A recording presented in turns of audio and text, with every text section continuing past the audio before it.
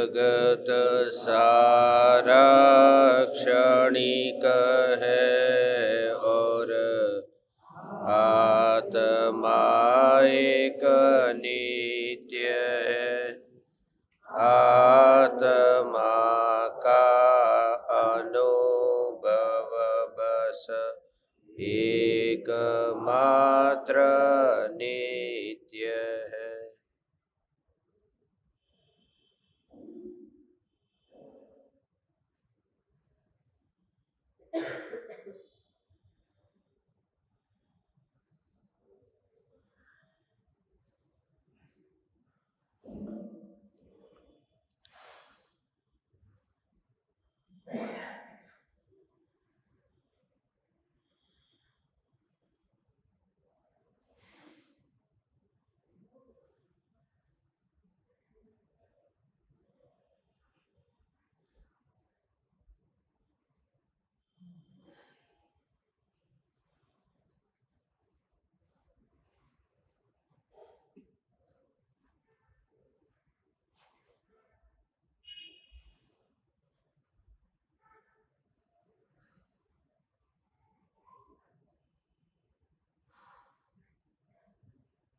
चैतन्य स्वभावी भगवान आत्मा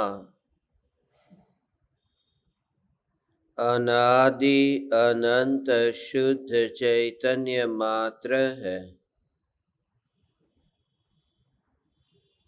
ज्ञान मात्र है।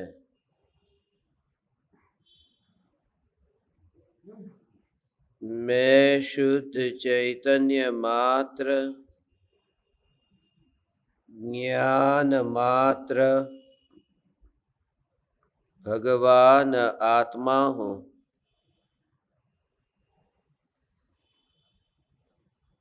प्रति समय यह जागृति बनी रहे। इस जागृति का नाम धर्म है। देह की प्रत्येक क्रिया के काल में और विकल्पों के बहते प्रवाह के काल में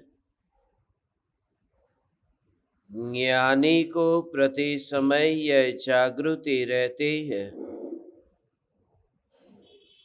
कि मैं चैतन्य तत्व इस देह की किसी भी क्रिया में और विकल्पों के बहते प्रवाह में कहीं भी मिला नहीं हूँ। ऐसा शुद्ध चैतन्य तत्व मैं हूँ।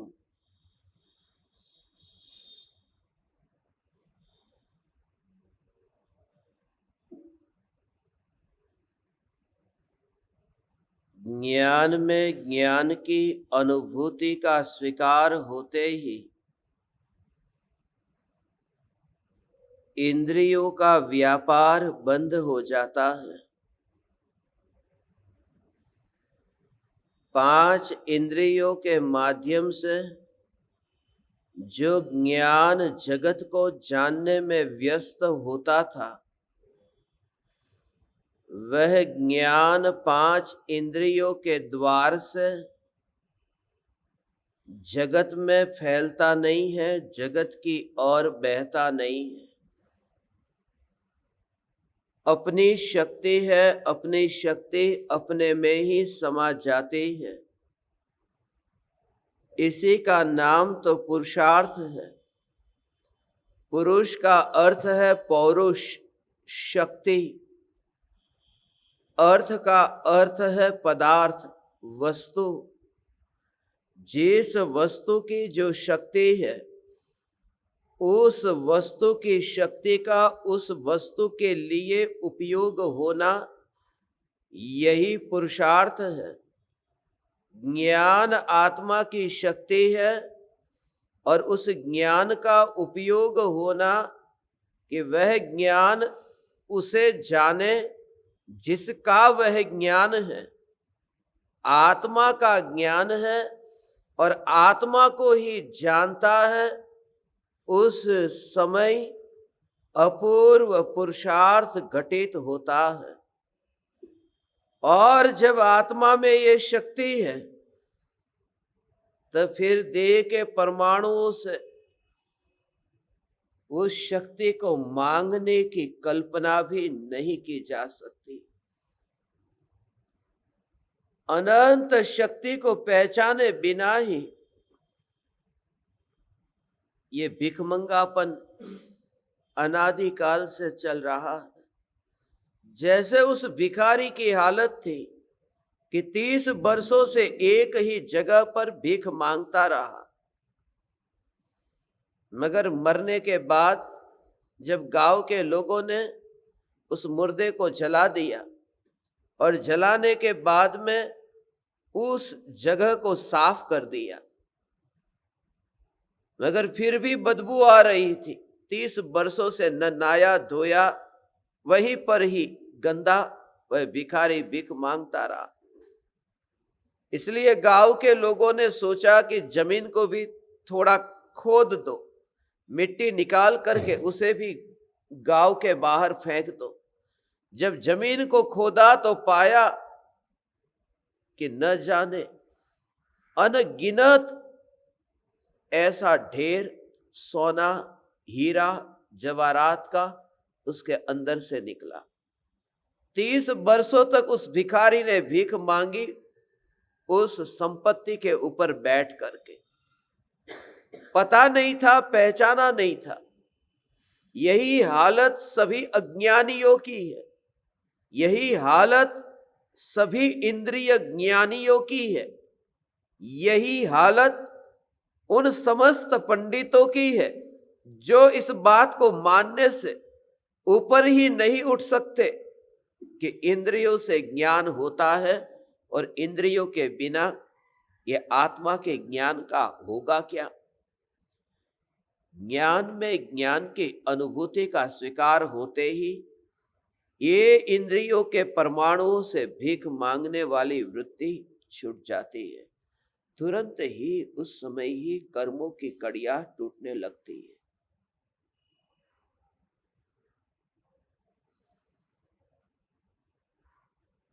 अस्पर्शी ऐसा चैतन्य परमात्मा कहां से स्पर्श हो कि उसे स्पर्श करके फिर यह ज्ञान हो।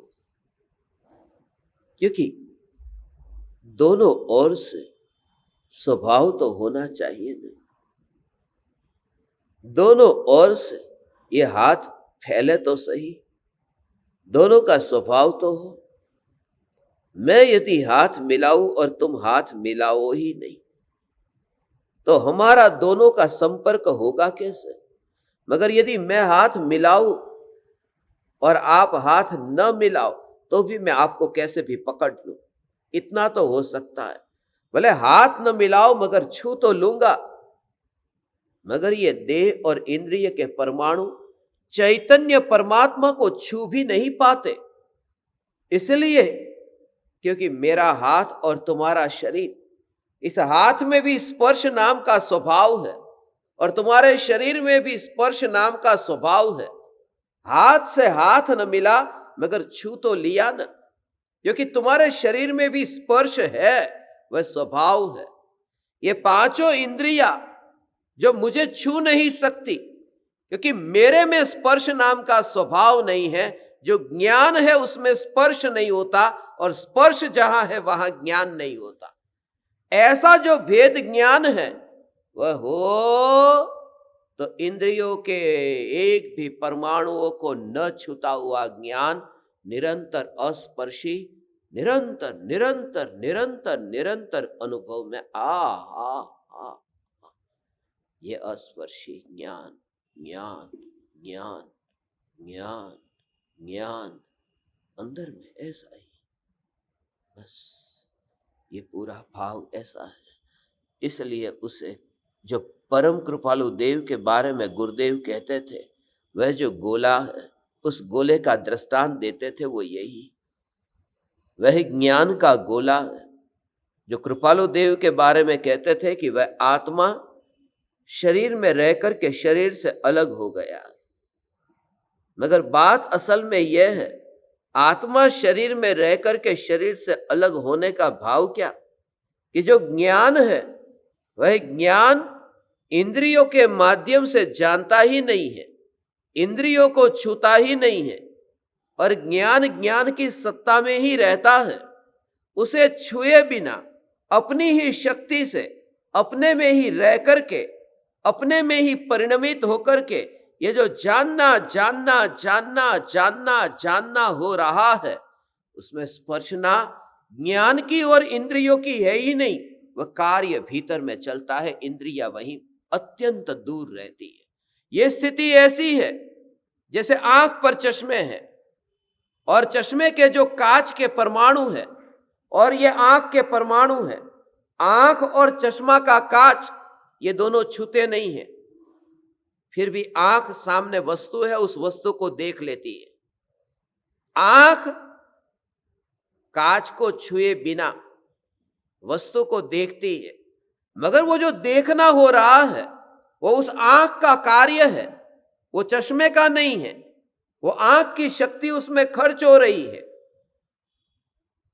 मुर्दे में वह आंख है, मगर कितने भी चश्मे लगाओ वह होगा नहीं, वह होगा नहीं।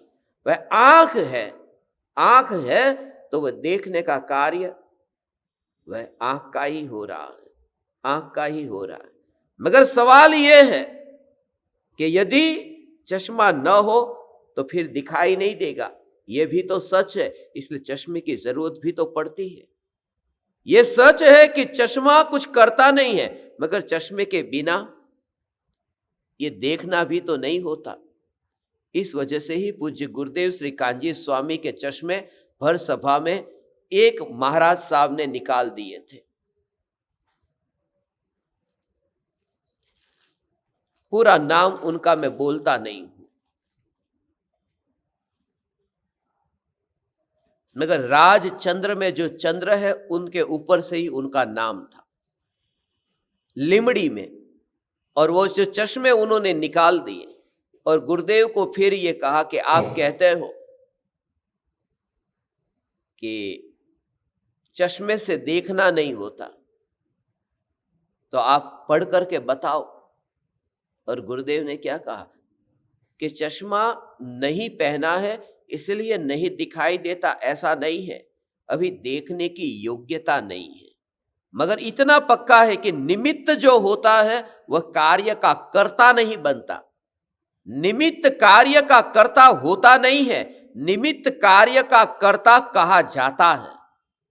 निमित्त की मुख्यता से कार्य होता नहीं है, निमित्त की मुख्यता से कार्य का कथन होता है।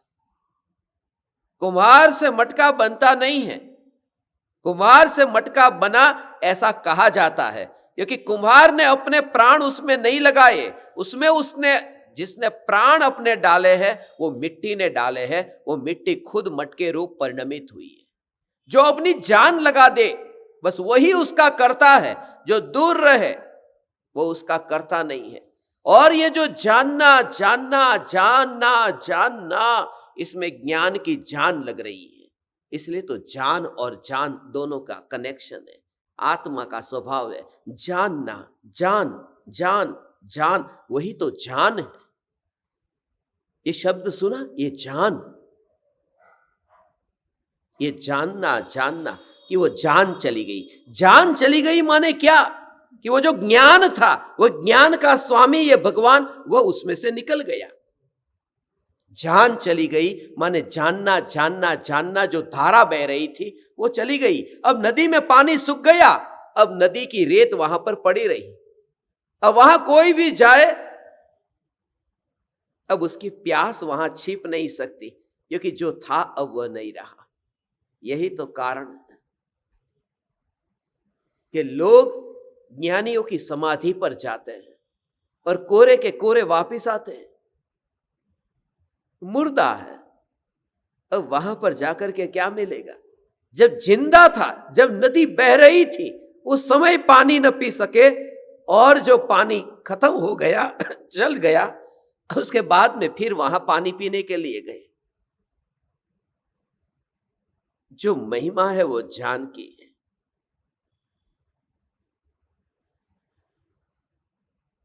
गुजराती में जान माने, वो किसी की बारात जाती उसको भी जान कहते हैं। जान जा रही, एक ही समय में दोनों कार्य। રસ્તા ઉપર કોઈની જાન જતી હતી અને રસ્તા ઉપર કોઈની જાન જતી હતી। एक आदमी प्यासा तड़प रहा था, वो मरने की तैयारी में था और बारात भी जा रही थी। कोईनी जान जती હતી, कोईनी जान जती હતી।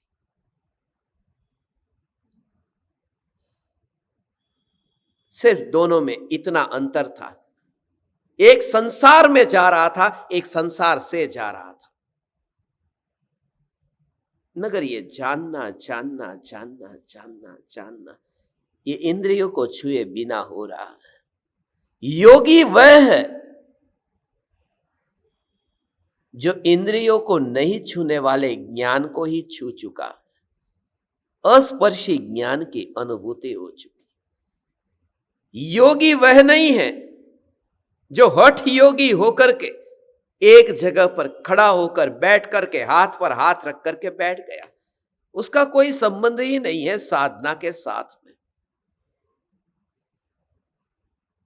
बस यहां की बात करो। यदि इसका कोई संबंध नहीं है तो भगवान की एकाध मूर्ति तो ऐसी बताओ जिसमें वो खाना खा रहे हैं, जिसमें वो ऐसे ही कंप्यूटर के सामने बैठ करके टाइपिंग कर रहे हैं। जितनी भी भगवान की मूर्ति देखी वो ऐसी ही तो देखी कि हाथ पर हाथ है, पैर के ऊपर पैर है, नासाग्र दृष्टि है, कमर भी सीधी है, इधर उधर देखते नहीं है। ये स्पष्ट तो दिख रहा है, यही तो ध्यान है। फिर आप हमें क्यों मना करते हो कि ये साधना नहीं है, ये धर्म नहीं है? ये इसलिए मना करता हूं क्योंकि जो तस्वीर में, जो मूर्ति में दिखाई दे रहा है वो भगवान की अंतिम अवस्था है और हमारे लिए वो अवस्था इतनी महत्वपूर्ण नहीं है जितनी ये महत्वपूर्ण है कि वो वहां पहुंचने से पहले जब पहला कदम बढ़ाया था तब उन्होंने क्या किया था, वो हमें करना है। वो वहां पहुंच गए, वो उनका अंतिम ध्येय था, वो उनकी मंजिल थी। मगर मार्ग की शुरुआत कहां से हुई थी? वे जब घर में रहते थे, वे जब पत्नी और परिवार के साथ रहते थे, तब उनके अंतर में क्या घटित हो रहा था उसकी बात ज्यादा महत्वपूर्ण है। वो उस मंजिल में, मेरे लिए ये सीढ़ी कितनी ऊंची है ये देखना महत्वपूर्ण नहीं है, वो सीढ़ी मेरे तक पहुंच रही है कि नहीं जिस पर चढ़ करके मैं यात्रा कर सकूं। वो कितनी भी सोने की हो मगर मुझसे दूर हो तो क्या काम की। और मैं जो आपको कह रहा हूं वो उस सीढ़ी के बारे में, मैं आप तक जो फैला रहा हूं वो सीढ़ी है जो आप तक छू सकती है, क्योंकि 24 घंटे आप ऐसे बैठ नहीं पाएंगे। पंचम काल है, पंचम काल का शरीर है, शरीर में ऐसी शक्ति नहीं है, बल नहीं है, न रुचि है, न आयुष्य उतना है, न बाहर के संयोग भी ऐसे हैं। एक साथ में न जाने कितने कारण है, मगर इतना हो सकता है कि इंद्रियों को न छूने वाला जो ज्ञान है, बस इसी का स्वभाव है जानना जानना जानना। वो नदी की रेत शीतल नहीं है, वो पानी है वह शीतल है, पानी है वह शीतल शीतल शीतल शीतल। यही ज्ञान ज्ञान ज्ञान ज्ञान ज्ञान। आज मुनिवर राम सिंह योगी के बारे में कहते हैं, योगी वह नहीं है जो योगासन में बैठा है, योग की साधना करता है। योगी वह है जो उपयोग स्वरूप में बैठा है और योग अलग हो गया। मन वचन और काया से जिसका ज्ञानोपयोग पर में जाता था वह जाता हुआ अब रुक गया है। अब जो विहार करता है अपने ज्ञान में ही, अपने में ही, अपने में ही, अपने में ही, अब उसे किसी को पूछना नहीं पड़ता, पूछना नहीं पड़ता। मैं आपके वहां आऊं, क्या मैं आपके वहां आऊं? दूसरों को उनके घर में जाना हो तो पूछना पड़े, क्या मैं आपके वहां आऊं? नगर पराये के घर में जाना नहीं है और जा सकता नहीं हूं, तब आपके घर में आओ ये क्या? मैं अपने में ही विचरण करता हूं। ऐसा ही अनुभव पूरे देह में। ये जो रोमांच है, ये जो अनंत परमाणुओं में ऐसा ओ ओ ज्ञान ज्ञान ज्ञान ज्ञान ज्ञान ज्ञान, ऐसी झंझनाहट, ये पूरे में ऐसा रोमांच कि ज्ञान ज्ञान ज्ञान। और कहाँ विचरण कर रहा है? ज्ञान में ही, ज्ञान में ही, इंद्रियों में जाकर के नहीं, इंद्रियों से दूर रह करके अपने में ही अपने में ही अपने में ही परिणमित हो रहा है। उसके पास जाकर के कुछ मांगता नहीं है कि ला तेरे में से थोड़ा स्वभाव मेरे में डाल, नहीं, वो अपना ही है। जब वो नदी बहती है तो बहता हुआ पानी, नीचे कंकड़ है, पत्थर है, रेत है, मगर वो पानी उन रेत के परमाणुओं से कुछ कहता नहीं है, थोड़ा तुम्हारे पास जो शक्ति है थोड़ी हमारे में डालो, हमें बहना है। वह पानी बहता है, उसकी शक्ति है, उसे किसी परमाणु से मांगनी नहीं पड़ती जो रेत के और पत्थर के है। यही जागृति की इंद्रियों से कुछ भी मांगता नहीं हूं मैं, और मैं चैतन्य चैतन्य चैतन्य चैतन्य चैतन्य, ये जानना जानना जानना जानना जानना, अनादि अनंत एक भी परमाणु में ओ ओ ओ ओ ओ ओ ओ ओ ओ ओ ओ ओ ओ ओ। ये पक्षी पक्षी वृक्ष के ऊपर बैठा और अब थक गया कि बैठ गया, बैठ गया, तब सुबह उड़ेगा, फिर बैठेगा, फिर उड़ेगा, फिर बैठेगा, हमेशा तो उड़ नहीं सकता ने, उसे विश्राम तो चाहिए ने। ओ ये ज्ञान ऐसा पक्षी है भगवान कि जो अनादिकाल से एक बार भी इंद्रियों के ऊपर नहीं बैठा। 5 इंद्रियों में से कहीं पर भी ज्ञान बैठा ही नहीं है, वह धारा बह रही है बिल्कुल अंतर में ही, अंतर में, अंतर में ही अंतर में वो ज्ञान ज्ञान, ऐसा ये स्वरूप है। मुनिवर राम सिंह ये कहते हैं का हा, उसका पूरा भाव ऐसा है। ज्ञान की धारा ऐसी बहती है, ज्ञान का जानना जानना जानना, और परमाणु का बोझ वो ढोता नहीं है। पक्षी ये कहता नहीं है कि मैं कैसे आकाश में उड़ूं, ये वृक्ष तो इतना वजन वाला है, मैं कैसे उड़ूं? वृक्ष को पकड़ करके उड़ना हो तो तकलीफ हो जाएगी। ये उड़ना हो रहा है, ये उसकी अपनी शक्ति है, उसमें अपने स्वयं के पंख है, उसमें उसकी स्वयं की दृष्टि है और खुला आकाश है। किससे मांगे कि मुझे थोड़ी मदद करो? ऐसा ही ये स्वरूप है। ज्ञान इंद्रियों से कुछ भी मांगता नहीं है। मृत्यु की घड़ी से पहले यदि जिसके अंदर में ये संस्कार आ गया, ऐसा दृढ़ हो गया कि देह वो तो मृत्यु महोत्सव बन जाता। वो पक्षी रोते रोते, आंसू बहाते बहाते वो ऊपर उड़ता नहीं है, उसकी मौज है, उसकी अपनी मस्ती है। ऐसे ही है ज्ञान ज्ञान ज्ञान, ये अपने में रह करके कार्य करता है, ये देह में कहीं नहीं। ऐसा जो योगी पुरुष जो उस ज्ञान में वास करता है, उसका 5 इंद्रियों के विषयों में अब रस क्यों नहीं रहता, उसका ये प्रकरण है। वो सुनने में, वह चखने में, वह देखने में अब रस क्यों नहीं लेता, उस कारण को आज हमें यहां समझना। वो ज्ञान में ही रहता है, इंद्रियों में नहीं रहता। सबसे पहले है उसका रस सर्व रागों में नहीं रहता, रसों में नहीं रहता और रूपों में नहीं रहता, वो देह में ही नहीं रहता। दोहा पढ़ते हैं, 101वां दोहा है। सव्वहिम रायहिम छह सहिम पंचहिम रुवहिम चित्तु जासुण रंजीव भुवन लई सो जोई करी मित्तु। जिसका चित्त सर्व रागों में, 6 रसों में व 5 रूपों में रंजीत नहीं है, ऐसे योगी को हे जीव तू इस भुवन तल में अपना मित्र बना। ओ हो। तो दोस्ती कर तो ऐसे से दोस्ती कर कि जिसकी संगति बहुत समझ करके दोस्ती करना। हर किसी को अपना मित्र मत बनाना।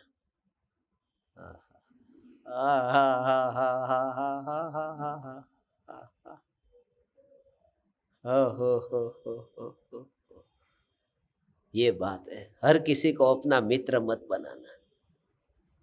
ये भुवन तल में जो वास करना, योगी को मित्र बना, ज्ञानी मुनि उन मुनियों को मित्र बना। परम मित्र मेरे परम मित्र है, मन की बात जिनके सामने मैं कर सकूं। ये मित्र शब्द का उपयोग किया। ओहो, फ्रेंड नहीं कहा, दोस्त नहीं कहा, मित्र कहा। फ्रेंड में तो कोई दम नहीं है। जिसको फ्री हैंड रखो उसका नाम फ्रेंड है। खुला छोड़ दो उसको, उसका कोई ठिकाना नहीं है, फ्री हैंड।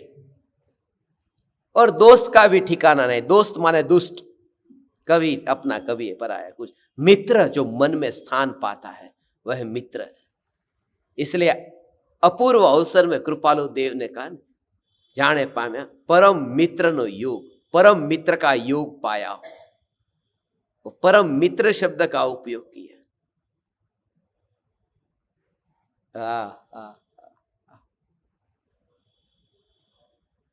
मित्र की तरह। आज का मित्र कल शत्रु हो सकता है। इसलिए मित्र के सामने सब कुछ बता मत देना, हृदय की बात खोल करके। मैकियावली ने कहा है कि मित्र जो आज का मित्र कल शत्रु हो जाएगा, शत्रु है वो कभी मित्र हो जाएगा। इसलिए अपने मित्र को वह बात कभी मत बताना जो अपने शत्रु को नहीं बताते, और अपने शत्रु को वह बात कभी मत बोलना जो अपने मित्र को नहीं बोलते। ऐसा, क्योंकि वो आज जो मित्र है कल क्या क्या करेगा, पूरी बात आज तुमने उसकी दिल की बात सब बता दी, और कल जाकर के फिर वो शत्रु बना, फिर जाकर के तुम्हारी सब बातों का दुरुपयोग करेगा, ब्लैकमेल करेगा। इसलिए मन की बात मित्र को मत बताना जो शत्रु को नहीं बताते, क्योंकि वही शत्रु हो जाएगा। और शत्रु को भी ऐसा कुछ मत बोलना जो मित्र को नहीं बोलते, क्योंकि यदि आपने आज बोला कुछ गलत तो कल मित्र हो जाएगा, तब कहेगा तू क्या क्या बोल गया यार मेरे को, तू ऐसा भी बोल गया था। इससे अच्छा कि शत्रु को भी ऐसा मत बोलना जो मित्र को नहीं बोलते।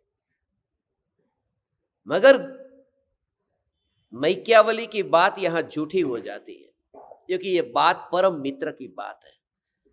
ऐसी बात है कि आज तूने गुरु को अपनी सब बातें बता दी, तो कल जाकर के वो जो मित्र शत्रु बन जाता है तो दुरुपयोग करेगा ना, दुरुपयोग करेगा। शत्रुता अंदर उसके अंदर आ गई तो दुरुपयोग करेगा। मुनि है वो परम मित्र है, अज्ञानी है उसका आगे का जो कदम है वो मित्रता के बाद में शत्रुता है। अज्ञानी जो मित्र है अभी उसके आगे का कदम है वो शत्रुता है। हो। जो राग अभी है वो राग के बाद में क्या होगा, द्वेष होगा। मगर मुनि के वो जो अभी मुनि के अंदर जो अभी वर्तमान में राग है वो राग के बाद में द्वेष नहीं, पूर्ण वितरागता होगी। इसलिए उनको बताने में तकलीफ नहीं है। वो तो वितरागी होने वाले हैं, उसका उनका नेक्स्ट स्टेप तो वितरागता है, इसलिए वो मिसयूज नहीं करेंगे शिष्य की हर एक बात को सुन करके। इसलिए परम मित्र। और ऐसी जो बातें हैं वो उनको ही कही जाती है, हर किसी को नहीं कही जाती। कुछ बातें ऐसी है जो पत्नी को ही कही जाती है, बच्चों को नहीं कही जाती। कुछ बात ऐसी है बच्चों को ही कही जाती है, पत्नी को भी नहीं कही जाती। ऐसा होता है। अब कोई पति अपनी पत्नी को लेकर के अस्पताल गया और डॉक्टर के पास में बैठे हैं दोनों पति पत्नी,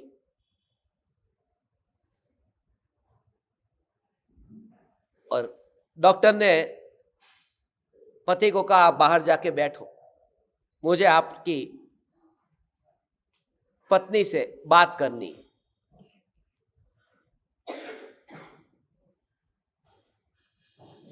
तो वो जाएगा कि नहीं? है, मेरी पत्नी के साथ तुम्हारी क्या बात करनी है? वो जाएगा, क्योंकि बहुत सी बातें ऐसी होती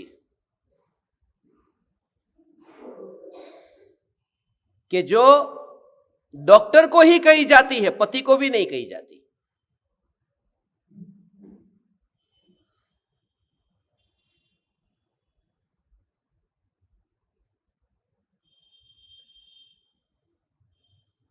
बुला लिया, किन किन के लिए कौन सी बात करनी, वो पत्नी कहती है डॉक्टर साहब जल्दी से जल्दी मेरे पति को अब अंदर बुला लो। डॉक्टर ने पूछा क्यों, मेरे पर भरोसा नहीं है?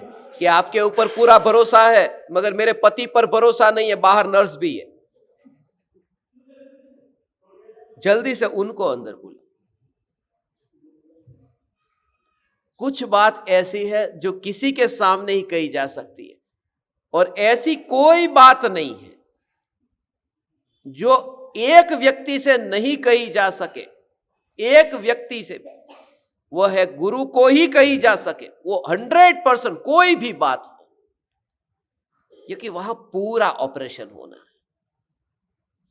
और यही तो कारण है, कभी मौका मिले कि ओहो ये है, ये है, ये है, इसलिए तो कचरा भरा पड़ा है। ऐसे ज्ञान दीपक है, ज्ञान दीपक है, जो इतनी बुरी बातें यदि तुम सुनो। थोड़ी देर पहले ही मैंने वो ट्रांसफॉर्मेशन के बारे में वो बताया ना, अंगुलीमाल का दृष्टांत देखो, इनको दिया ने। देखो थोड़ी देर पहले हमारा अंदर सत्संग हो रहा था, अद्भुत सत्संग हो गया। महावीर भगवान का शेर की पर्याय में एक थैला तैयार किया, उनको भी लेके जाने वाला हूं। सत्संग हो गया, अंदर परिवर्तन कैसा भी आ सकता है। मगर बताओ, मैं शराब पीता हूं, मैं गांजा पीता हूं, मैंने ऐसा किया, मैंने परस्त्री सेवन किया, मैंने पाप किया, मैंने वेश्यागमन किया, किया किया, ओहो कोई बात नहीं, कोई बात नहीं, कोई बात नहीं, कोई बात नहीं, ऐसा कोई बात नहीं। अब मैं बोलूं ना, उससे पहले ये बोलने लगते कोई बात नहीं, चिंता क्यों करते हो? वो साथ में रह करके भी वो उनकी भी हैबिट हो गई। कोई भी व्यक्ति आता है, वो मेरे सामने आके बोलता है कि मेरे में बहुत बुरी आदत है, गुस्सा बहुत आ जाता है, तो अभी मैं उनको खाली देखता हूं, क्योंकि देख करके मैं उनकी आंखों को देखकर उनको समझ पाता हूं। अभी मैं कुछ कहूं उससे पहले ये बोलते हैं कि वो तेरे अंदर है ही नहीं, तू परमात्मा है। तो अभी मेरे को उनको कहना, आप बाहर जाके बैठो, मैं उनसे बात करता हूं। ये संगति का असर ऐसा हो जाता है। तुम पूरे दिन भर किसके साथ रहते हो, क्या बातचीत होती है, क्या तुम सुनते हो, क्या देखते हो, यही तो है। छोटे बच्चे जो गाली बोलना सीख जाते हैं, मारपीट करना सीख जाते हैं, वो कहां सीखते? वो कहीं कोचिंग के लिए गए थे? कोई गाली सीखने के क्लास में गया था? जो भी बुरी से बुरी गाली आपको आती है कि नहीं, कहां सीखे? सुन करके सीखे कि नहीं? तो सुनकर के ये सीख सकते हैं, तो चैतन्य चैतन्य चैतन्य सुनकर क्यों नहीं सीख सकते? यही तो है ना दृढ़ता अंदर की। ये संगति का असर ऐसा है। और जरा तुम विचार करो, आज तो तीसरा दिन है, 3 दिन में अभी 3 पूरे नहीं हुए, उसमें ये हाल हो गया। तो जो दिन रात जो वन जंगल में मुनियों की संगति में रहता हो, और इसी प्रकार का जिसका जीवन अंदर में बुन गया हो, ऐसा वहां तो चैतन्य चैतन्य चैतन्य चैतन्य चैतन्य चैतन्य, ऐसी मस्ती। ये जो संग है ना, ऐसा संग हो, आपको भी साथ में लेके जाना। दुकान दुकान सब छोड़ दो, सब छोड़ दो, पत्नी छोड़ दो, दुकान छोड़ दो, बच्चे छोड़ दो, क्योंकि जंगल में ले जाएंगे तो वहां पत्नी तो आएगी नहीं, वहां तो पुरुष ही रहेंगे। तो सबको आप चलो, बस बस सबको लेकर के आ जाओ। तुम भी आना, सब सब छोड़ो, कोई माँ नहीं, कोई बाप नहीं, कोई भाई बहन नहीं, कुछ नहीं, बस ये सब सब बराती है, स्मशान तक ले जाने वाले। ये कोई रिश्तेदार थोड़ी है, ये तो बराती है। ऐसा ध्रुव ध्रुव ध्रुव, एक समय के लिए सम्यक दृष्टि को पछतावा नहीं होता। ऐसा व्यक्ति ढूंढना मुश्किल है जिसको अपने जीवन में एक बार भी पछतावा ना हुआ हो। आप अपने को देखो, एक बार तो पछतावा हुआ होगा, अरे ये नहीं किया होता तो अच्छा था। और जब भी आपके सामने दो ऑप्शन हो, करना या नहीं करना, तो कर लेना, क्योंकि नहीं करोगे ना तो तड़पोगे, अरे किया होता तो अच्छा था, किया होता तो अच्छा था, किया होता तो अच्छा था। और कर दिया तो कुछ नहीं, प्रतिक्रमण है ना।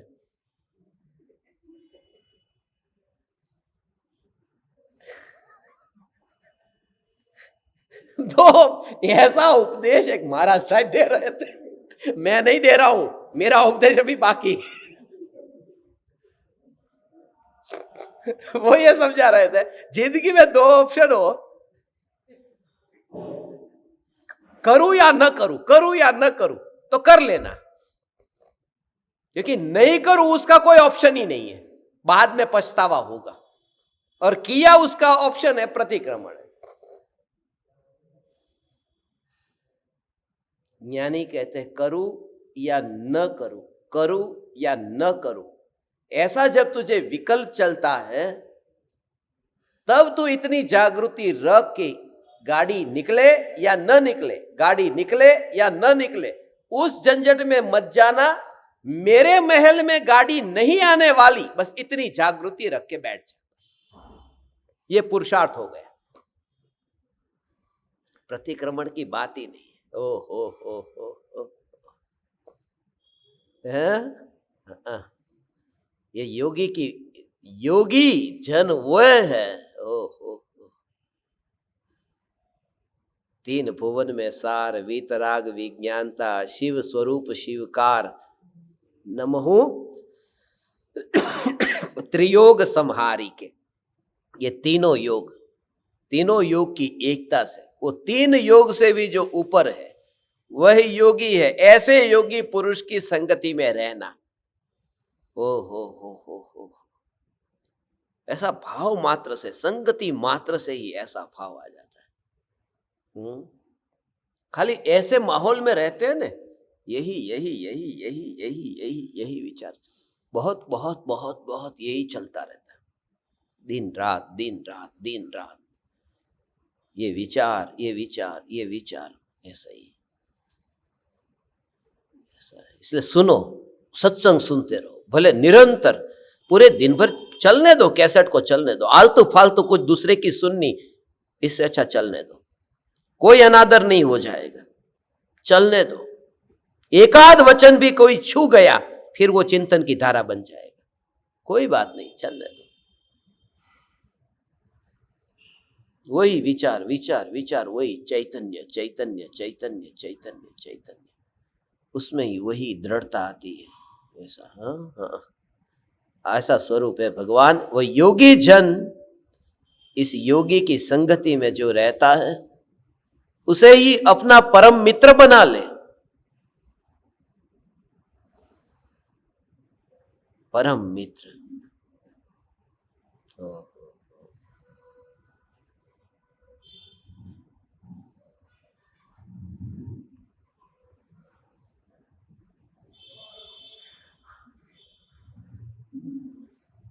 ये ऐसा ही भाव आता है।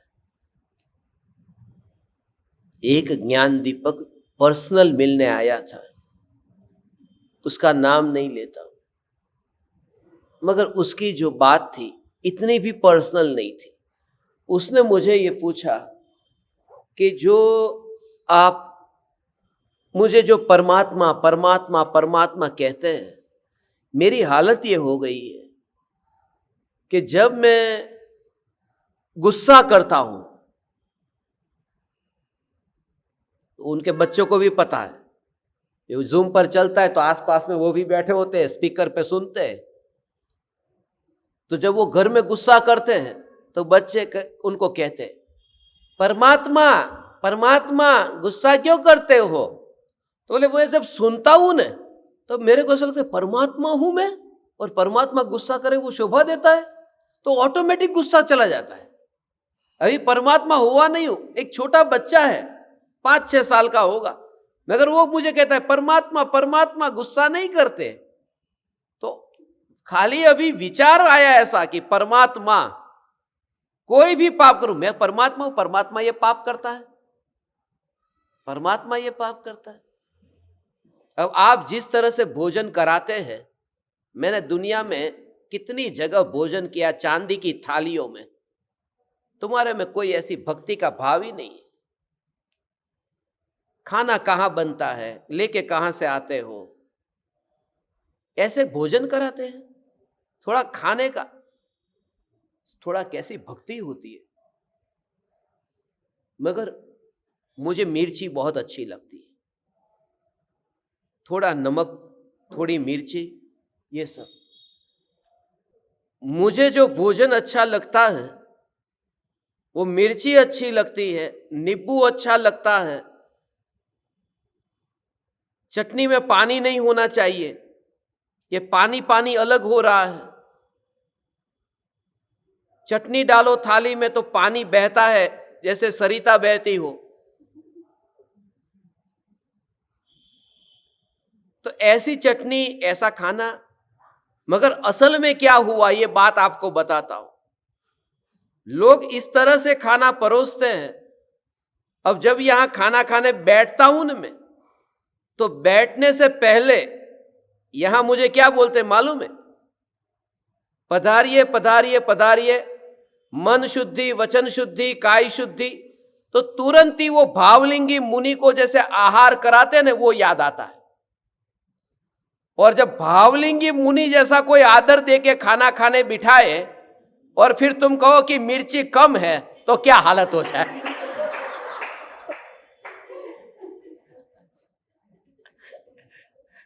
समझ में आ रहा?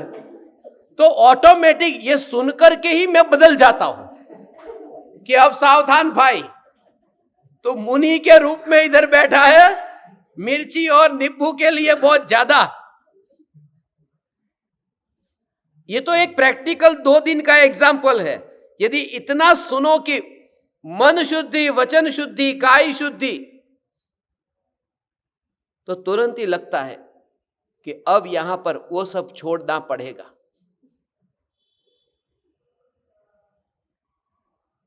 ये उस जैसा ही हो गया जैसे कोई कहे परमात्मा परमात्मा परमात्मा।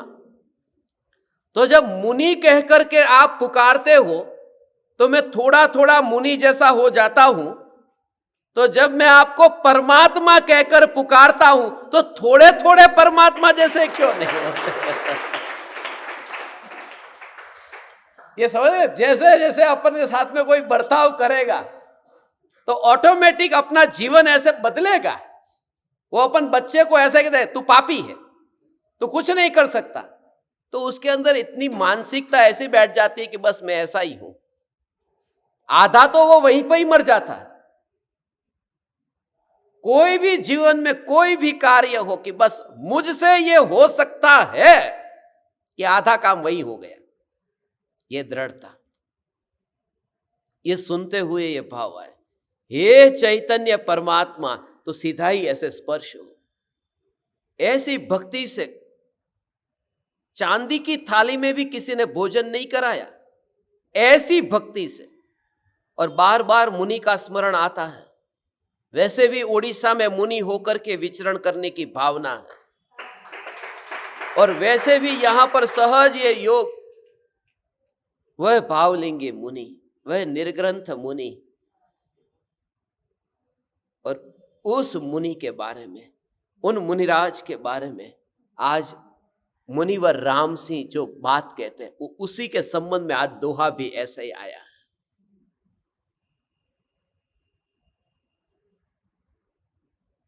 कर्णेंद्रिय का विषय क्या लिखा है? सर्व रागों में, जिसका चित्त सर्व रागों में, 6 रसों में व 5 रूपों में रंजीत नहीं होता।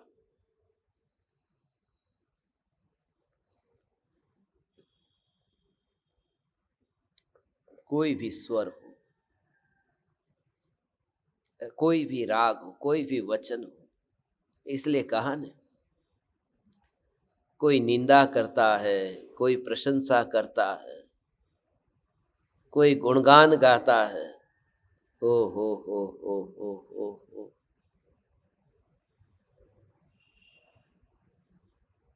तो दोनों में एक सा संभाव, एक सा संभाव। तुम्हारे जैसा साधक मैंने अपनी जिंदगी में कहीं नहीं देखा, सचमुच तुम्हारे जैसा साधक जिंदगी में कहीं देखा ही, मिला ही नहीं मैं। तुम इतने महान, इतने महान। जा यार, तेरे जैसे बहुत आए, ऐसे ही बोलता हूं, ये तो मजाक कर रहा था।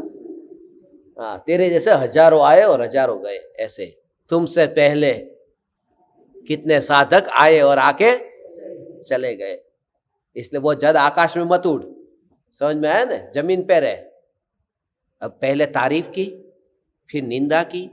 अब ये मुनि का दृष्टांत दे रहा हूं। मुनि के सामने जब कोई ये कहता है आप महान हो, आप मुनि हो, आपकी जय जयकार, आपकी जय जयकार, और जा नंगा, इधर से जा। और दोनों स्थिति में अंतर में जानना जानना जानना जानना जानना जानना, इसे कहते हैं सर्व रागों में, किसी भी प्रकार के स्वरों में उसका मन, उसका चित्त वहां पर चिपकता नहीं है, वो धारा चलती रहती है। यही तो है ज्ञान का जानना जानना जानना।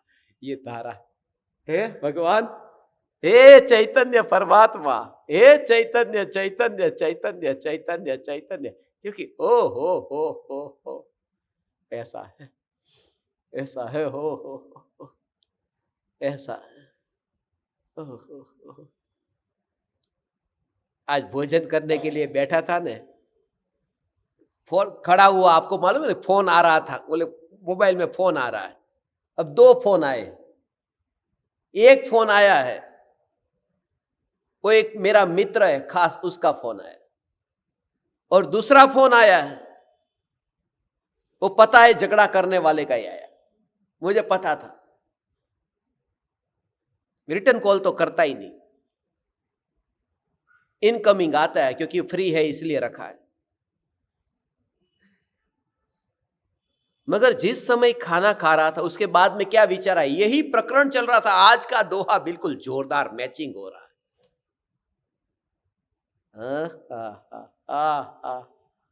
ऐसा चैतन्य चैतन्य जब भोजन कर रहा है तब एक कॉल आया प्रशंसा का, एक कॉल आया निंदा का। 2 में से कोई भी रिसीव किया? क्यों नहीं किया? कि भाई मैं बिजी हूं, अभी खाना खा रहा हूं ना। जब खाना खा रहा हूं तो मैं फोन कैसे उठाऊंगा?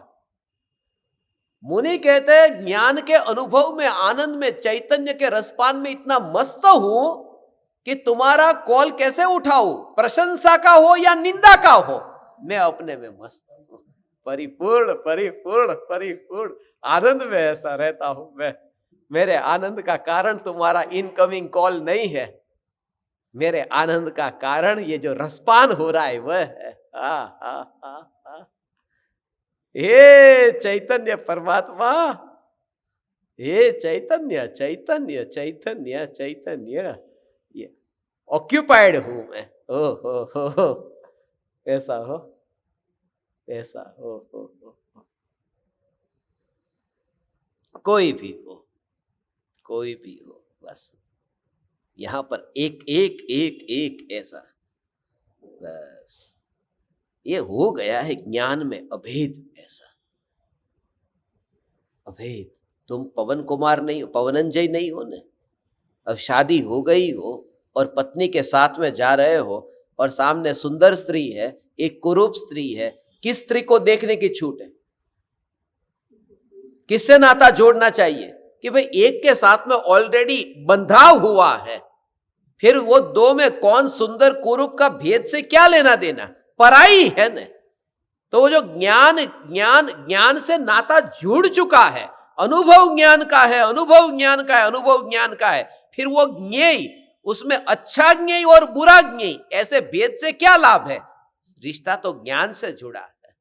ऐसे ज्ञान ज्ञान ज्ञान ज्ञान, ऐसा ये ऐसा हो ज्ञान, ये ज्ञान ज्ञान। अब कोई पूछे आर यू मैरिड, तो फॉर्म में क्या लिखना चाहिए मुझे? कहीं फॉर्म भरना पड़े तो आर यू मैरिड, यस और नो, वहां पर नो ही लिखना, मगर अंदर में पता है कि ज्ञान से रिश्ता जुड़ चुका है। वो श्रद्धा का जोर ऐसा द्रव्य पर, बाहर में बाहर का व्यवहार ज्ञानी देख निभाता है, व्यवहार निभाता है, माने मैं टेबल को देखता हूं, कुर्सी को देखता हूं, ये सब व्यवहार, ये झूठी बात है। बोलता ऐसे ही है कि देखो मेरे सामने लैपटॉप पड़ा है, देखो मेरे सामने टेबल पड़ा है, वो ऐसे ही बोलता है, मगर श्रद्धा उसकी यही है कि ज्ञान में, ज्ञान अनुभव में आ रहा है और उससे ही मेरा नाता है। ओहो। और रस के अंदर ये 6 प्रकार के रस, उन रसों में जो इष्ट अनिष्ट की कल्पना नहीं करता, वह मीठा, खट्टा, खारा होता है, नमकीन, चरपरा, तीखा, कड़वा और कसेला, ये 6 प्रकार के रस है। उन रसों में कहीं पर भी इष्ट अनिष्ट की कल्पना नहीं करता। उसमें भी एक एक रस के अंदर मीठा, फिर खट्टा, खारा, तीखा, कड़वा और कसेला, कसेला माने तूरू, ऐसा। तो पंच महाभूत जो है, पूरा शरीर के ना पंच महाभूत में, तो जो मीठा होता है उसके अंदर जो सबसे ज्यादा मात्रा होती है वो पृथ्वी और जल की होती है, उससे वो मीठा रस तैयार होता है, ये पूरा उसका कनेक्शन है। खट्टा होता है, उसके अंदर पृथ्वी और अग्नि, उसके कारण वो जो उसकी मात्रा अधिक होती है। एक एक रस के अंदर जो खारा है उसके अंदर पानी, जल और अग्नि, उसका मिश्रण, वो पंच महाभूत में। ऐसे ही खारे के अंदर तीखा जो होता है उसमें वायु और अग्नि का ऐसा मिश्रण होता है जो तीखा होता है, इसलिए वो धुआं निकलता है ना खाने के बाद में, वो उसका ऐसा कनेक्शन है। कड़वा होता है उसमें वायु और आकाश का, और जो कसेला होता है तूरा, उसमें वायु और पृथ्वी का। ये पंच महाभूत में ये दो दो महाभूत का मिश्रण वो रस के अंदर होता है। और उसके भी कनेक्शन जो 6 रस के हैं, जो भी हम खाते हैं उसके कारण क्या हालत होती है। मुनि को 6 रस में रस क्यों नहीं रहा है, ऐसा ये स्वरूप है। इतनी लंबी जिंदगी में, अब 11 बरस की उम्र में मुनि हो जाए और 92 ईयर्स माने 96 ईयर्स, जो भी आचार्य कुंदकुंद देव का आयुष्य था, कोई 92 कहते, कोई 96 कहते, मगर इतना पक्का है कि 90 प्लस थे। तो इतने सालों तक वो रहे तो बीमार नहीं हुए होंगे, जी तो लिया ने। आज के जमाने में हम इतना इतना घर में रहते हुए भी 50-60 साल में तो हालत कैसी हो जाती है कि बस अर्ध मृतक सम, बूढ़ापन अब दिखाई नहीं देता, सुनाई नहीं देता। ऐसे ही किसी ने कहा पैसा दे जाओ, हमें सुनाई देता है पैसा ले जाओ, तो ठिकाना नहीं है। ऐसी इंद्रिया हो जाती है ऐसे। और आचार्य कुंदकुंद देव को ऐसा कुछ भी नहीं हुआ। हमारा शरीर जो बीमार होता है ना, उसमें सबसे ज्यादा खतरनाक जो कारण है वो खाने के संबंध में है।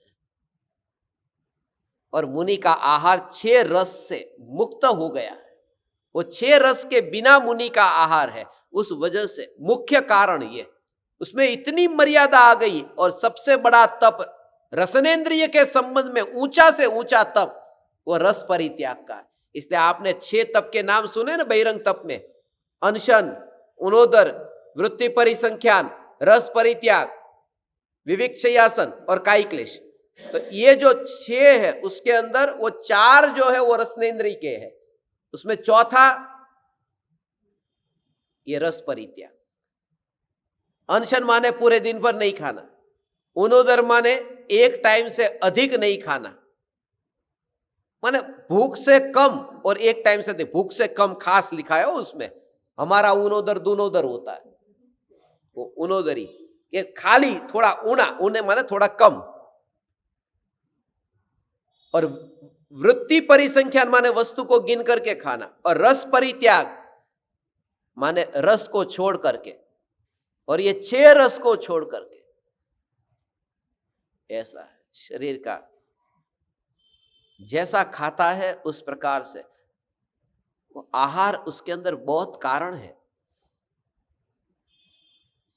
अपनी ओर से सावधान है, बस भक्तों की भक्ति है इसलिए मैं लड्डू खा लेता हूं, मैं क्या करूं, ऐसा नहीं। मुनि का इतना संयम होता है, इतना संयम है।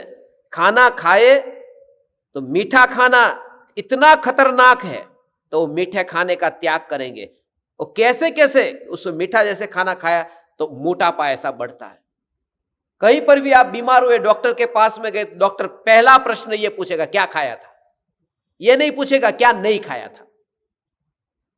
क्या खाया था आपने बताओ, क्योंकि पूरा कनेक्शन उसके साथ है। और मुनि का आहार ही ऐसा संयमित हो गया है, इसलिए पूरा हेल्थ, पूरा शरीर भी।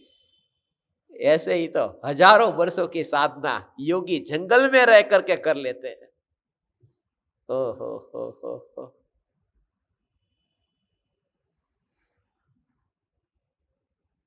तब इतनी मिठाई खाई हो तो मोटापा बढ़ेगा, पेट बाहर निकलेगा।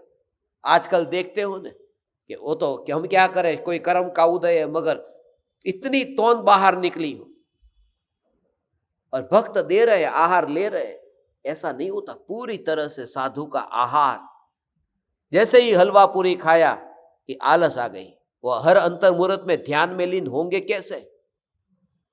इसलिए आहार में जो मोटापा बढ़ा है, और फिर भी वो मीठा छूटता नहीं है। मोटे लोगों को तो मीठा पहले छोड़ना चाहिए। मैंने किसी को प्रतिज्ञा दिलाई है कि नहीं,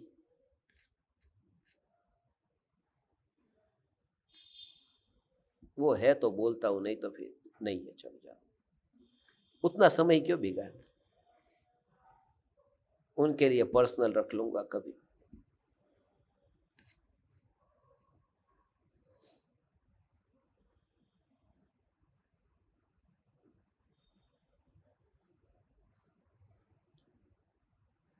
नींद आती है, शरीर भारी भारी लगता है, और पेट इतना बढ़ गया हो कि भूख भी अब नहीं लगती, पाचन की शक्ति अब कम हो गई है, अब डायबिटीज भी होने लगा है, अब मुंह भी फूल गया है, गर्दन भी फूल गई है, अब खांसी जुखाम गला भी कैसे कफ हो जाता है, इतनी मिठाई खाई हो तो। अंदर ही अंदर आवाज कमजोर हो जाता है, गले में सूजन आ जाती है, इतना सब। इसलिए भावलिंगी मुनि वो जो मीठा आहार है उसको इतना संयम में कर दिया, पेट की जरूरत को पूरा करते। इसलिए तो ये पूरा आहार होता है, निहार नहीं। तीर्थंकर परमात्मा को आहार होता है, निहार नहीं। वो आहार उतनी ही मात्रा में अंदर जाता है जितना शरीर को जरूरत थी, पूरा हो जाता है। हमें जो निहार में मलमूत्र में जाता है वो व्यर्थ का कचरा है, उतना समझना कि इतना एक्स्ट्रा खाया था जो बॉडी को जरूरत नहीं थी।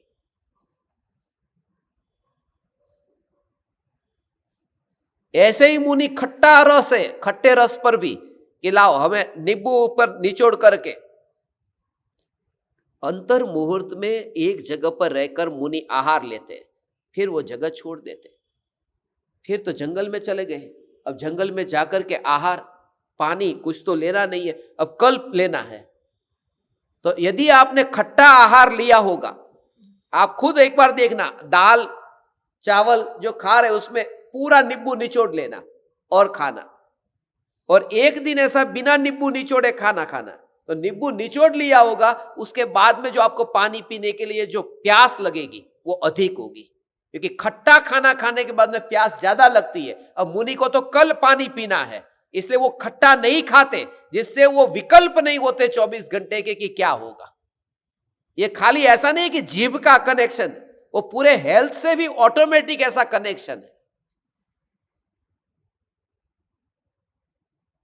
खट्टा रस है, अब प्रवचन देना है, अब बार बार अटेंशन डाइवर्ट होगा। खट्टा खाया है तो जीभ, यहां पर दांत में भी कभी कभी होता है ना, दांत खट्टा खाने के कारण वहां पर ऐसा हो जाता है, खट्टा हो जाता है दांत भी, तो बार बार ध्यान वहां जाता है। खट्टा खाया हो तो कफ अंदर का होता है वो पिघलता है। यदि शरीर के अंदर मसल्स में, मांसपेशी में वहां पर दर्द होता है, खट्टा खाते हैं तो के अंदर मांसपेशियों में दर्द हो रहा है, बहुत खट्टा खाए, सूजन यदि आ गई तो खट्टा नहीं खाओ। इस अपेक्षा से भी मुनिराज के लिए इसका रस का, खट्टे रस का त्याग बताया है। मैं कोई डॉक्टर नहीं हूं, मगर ये हाँ, नहीं तो बोले मीठे से क्या लाभ, खट्टे से क्या नुकसान, इससे क्या ये मुनिराज इन रसों का त्याग करते हैं। उसमें नमक भी ऐसा ही नहीं खाते, खारा, तो उसमें भी प्यास लगती है बहुत ज्यादा। जितना ज्यादा नमक खाया होगा, आप वो भी देखना, गर्मी के दिनों में यदि नमक ज्यादा डालो तो फिर पसीना जितना होगा, और बिना नमक का खाना खाओ तो उतना पसीना नहीं होगा। वो पसीने में जो खारापन है, वो खारापन नमक में से निकला हुआ है। नमक का खारापन वो पसीने के छिद्र द्वारा बाहर निकला है, इसलिए नमक कम खाया तो इतना पसीना भी नहीं होता। और जो कोढ़ होता है, उस कोढ़ का भी मूल कारण खारा खाना है, उसके साथ में उसका कनेक्शन। ये सब मेजॉरिटी बात आपको बता रहा हूं। मुंह फूल जाता है खारा खाना खाया, ब्लड प्रेशर बढ़ जाता है, खारा खाना, ब्लड प्रेशर का पेशेंट को, बीपी के पेशेंट को नमक का खाना, खारा खाना मना करते हैं। तो शरीर के स्वास्थ्य के हिसाब से तीखा खाना यदि खाया है तो सबसे पहले उसका जो लक्षण है वो बेहोश हो जाता है। जितना ज्यादा तीखा खाना खाता है वो बेहोश होता है, वो जोश में रहता है, वो तामसिक है ना, बिल्कुल वो ऐसा जोश में आता है, उसे पकड़ो तो भी रुकता नहीं है। जितना तीखा खाना, जीभ जलेगी, तालू जलेगा, जितना जलेगा उतना पानी और चाहिए। इसलिए तीखा खाने के बाद में हम 1-2 गिलास पानी पी लेते हैं। वो जो सूख गया है, वो तालू और जीभ सूख गए पूरी तरह से, उसने उसके रस को निचोड़ लिया है वो मिर्ची ने। और मुनि को तो आहार लेने के बाद में अब पानी पीना ही नहीं है, तो ये रस का त्याग जरूरी। ये मुनि का, ये तीखे, कभी बहुत ज्यादा तीखा खा ले, चक्कर आ गए, तो ऐसा भी हो सकता है, होश नहीं रहता। और कड़वा रस है, उस कड़वे रस का त्याग मुनि ने किया। कड़वा यदि बहुत खा लिया, उसमें भी थकावट लगती है, उसमें चक्कर आते, कड़वे से भी अंदर में बेहोशी आती है, मुंह सूखा सूखा हो जाता है। कसेला आहार, जो तुरा आहार है, जितना तुरा आहार, उसमें बोलने में भी रुकावट आएगी। अब प्रवचन देना है, तात्कालिक जाकर के प्रवचन देना है, तुरा आहार जितना वो कसेला खाया होगा तो मुंह में बोलने में रुकावट आएगी, और खास उसमें भी प्यास ज्यादा लगेगी। ये जितने भी रस है, वो रस पानी को ज्यादा चाहते हैं। इसलिए मुनिराज दिन में 1 बार आहार लेना, 1 बार पानी पीना, इस वजह से ये 6 रस का त्याग करके आहार लेते हैं। माने मुनि का आहार, उसमें रस नहीं रहता, रस की बात है। ओ ऐसे ही रंग का, सफेद, काला, लाल, पीला और नीला, ये 5 वर्ण कहे। 5 ही क्यों? वर्ण तो कितने ही प्रकार के होते हैं, मगर ये 5 रंग मुख्य है, सफेद, काला, लाल, पीला और नीला। हरा नहीं लिया इसलिए क्योंकि हरा रंग जो बनता है वो पीला और नीला ये दोनों मिश्रण होता है तो पीला बन जाता है, येलो कलर ऐसे बनता है। तो बाकी के जितने कलर है दुनिया में वो इन 5 के कॉम्बिनेशन में वो मिश्रण करके ही बनते हैं, इसलिए 5 वर्ण की बात कही है। ये पांचों इंद्रिय के विषय के बारे में हुआ।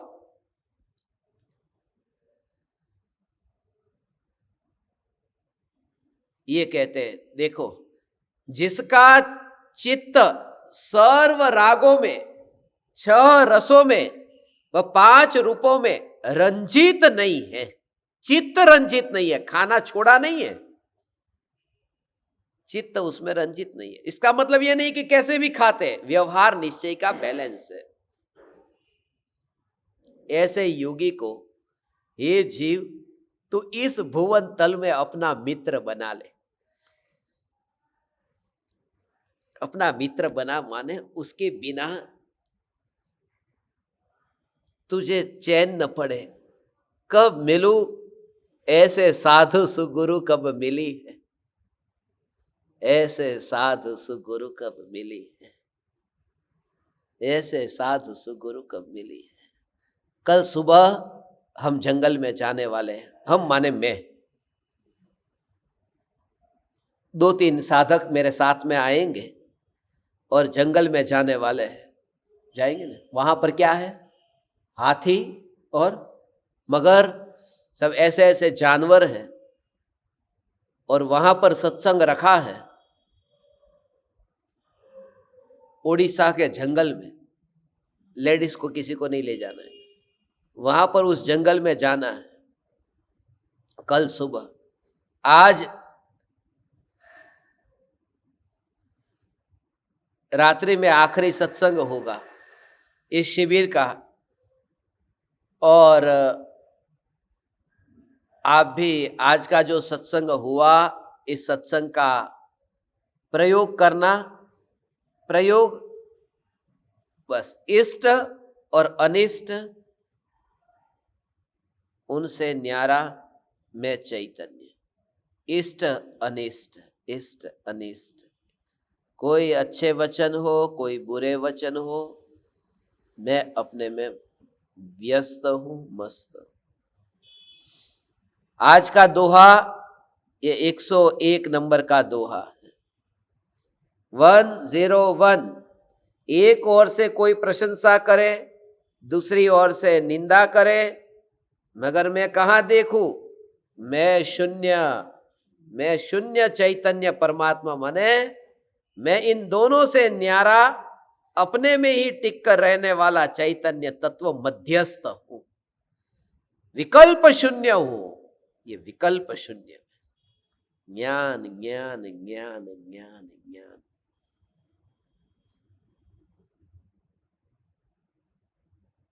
ये पूरा जो व्यवहार इसमें सिखाया है, इसका अभ्यास करना है कि बस ज्ञान में व्यस्त रहना है तो ऑटोमेटिक किसी का कॉल उठाओगे नहीं। ज्ञान में जो व्यस्त है वो परायों के साथ में फिर वो रिश्ता जोड़ने जाता नहीं। रिश्ता क्या, मीटिंग ही नहीं होती, मिलना ही नहीं होता, मुलाकात नहीं होती। कौन कहा, सुमेरु पर्वत की भांति ही ये देह के परमाणु को ज्ञान मिलता ही नहीं है। ऐसा हो कोई कहे सुमेरु पर्वत की फ्लाइट कब लेने वाले हो आप, कब जाना है सुमेरु पर्वत, वहां नहीं जा सकते। ऐसे ही लगे कि मैं ज्ञान को छोड़ करके इंद्रियों में नहीं जा सकता, ऐसा चैतन्य इस प्रयोग से प्राप्ति हो। ये पूरा व्यवहार सिखाया है। यहां पर 5:20 के आसपास रात हो जाती है और भोजन 5 बजे मैं करने बैठूंगा तो बाकी सब साधक कितने बजे करेंगे। इसलिए 1 घंटे पहले ही भोजन के लिए बैठेंगे तो सबका रात्रि भोजन का त्याग होगा। ये व्यवहार पूरी तरह से परफेक्ट निभाना है, इसलिए आप सबको आज जल्दी बुला लिया है।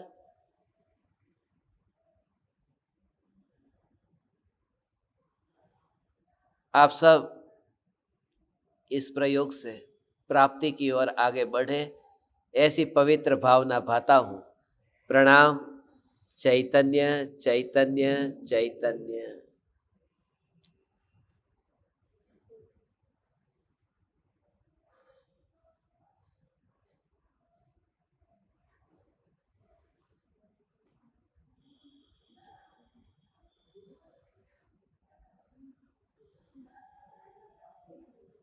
अहो अहो श्री सद्गुरु करुणा सिंधु अपार, इस पामर पर प्रभु किया अहो अहो उपकार, अहो अहो